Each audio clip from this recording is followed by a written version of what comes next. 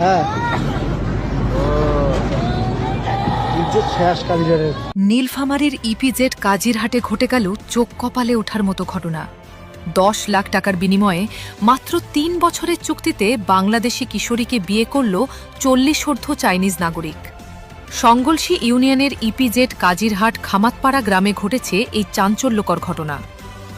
একদিকে যেভাবে চীনের নাগরিকরা বাংলাদেশি স্বল্প শিক্ষিত মেয়েদের বিয়ের ফাঁদে ফেলে চীনে পাচার করে পতিতাবৃত্তি করাচ্ছে, সেখানে সৈয়দপুরের পার্শ্ববর্তী ইপিজেড কাজিরহাটে একইভাবে বিয়ে হল, তাও আবার 10 লক্ষ টাকার বিনিময়ে, এবং পরিবারের কয়েকজন সদস্যকে উত্তরা ইপিজেডে চাকরি দেওয়ার প্রলোভন দেখিয়ে। মেয়েটির কান্না দেখেই বোঝা যাচ্ছে এই বিয়েতে তার মতো ছিল না, এবং চীনা নাগরিক তাকে জোর করে গাড়িতে তুলছে।